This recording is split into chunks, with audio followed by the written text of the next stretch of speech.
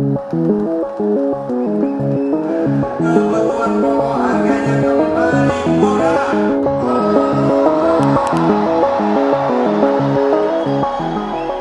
14 Februari 2024, hari yang penting bagi calon presiden nomor urut 1 Anies Rashid Baswedan. Hari yang akan menentukan jalan politiknya menuju kursi presiden Indonesia untuk periode 2024 hingga 2029. Seperti apa sosok dan sepak terjang Anies yang mengawali karirnya di bidang pendidikan hingga kemudian terjun ke dunia politik? Lahir di Kuningan, Jawa Barat pada 7 Mei 1969, Anies dibesarkan oleh keluarga berlatar belakang pendidikan yang mumpuni. Ayahnya Rashid Baswedan pernah menjadi wakil rektor Universitas Islam Indonesia dan dosen Fakultas Ekonomi di universitas tersebut. Sementara ibunya Aliyah adalah seorang guru besar dan dosen Fakultas Ilmu Sosial dan Ilmu Politik di Universitas Negeri Yogyakarta. Setelah menyelesaikan pendidikan di SMA, Anies melanjutkan kuliah di Universitas Gadjah Mada, tepatnya di Fakultas Ekonomi. Jiwa kepemimpinannya berkembang dan terasa berkat aneka kegiatan organisasi yang ia ikuti saat mengenyam pendidikan tinggi. Ia bergabung dengan Himpunan Mahasiswa Islam dan menjadi salah satu anggota Majelis Penyelamat Organisasi HMI di kampus tersebut. Dia kemudian terpilih menjadi Ketua Senat UGM pada Kongres tahun 1992 dan membuat beberapa gebrakan dalam lembaga kemahasiswaan. Anies membentuk Badan Eksekutif Mahasiswa sebagai lembaga eksekutif dan Senat sebagai lembaga legislatif.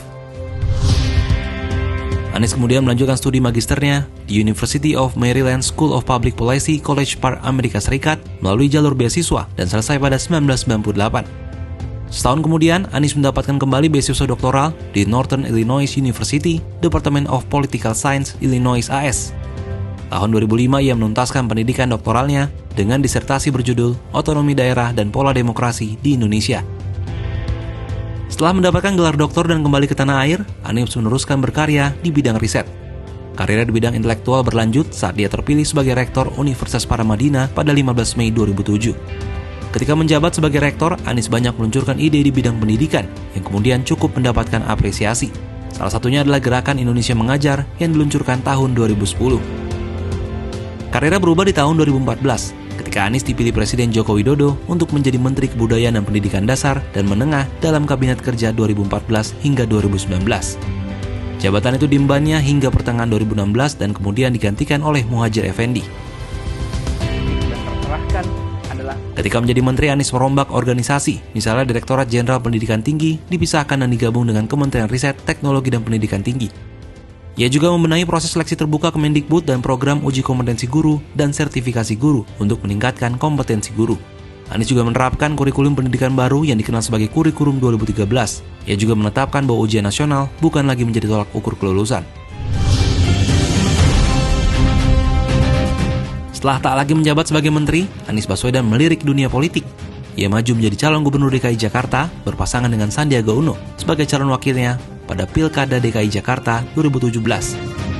Debutnya sebagai kepala daerah meraih dukungan masyarakat. Kursi gubernur DKI Jakarta pun ia rebut dari lawannya, pasangan Basuki Cahayapurnama, Jarod Saiful Hidayat yang digelar dalam 2 putaran pilkada. Memasuki Pilpres 2024, Ketua Umum Nasdem Surya Paloh bergerak cepat meminangnya sebagai bakal calon presiden. Anies kemudian dipasangkan dengan Ketua Umum PKB Muhaimin Iskandar. Selain Nasdem, keduanya diusung PKB dan PKS yang tergabung dalam Koalisi Perubahan.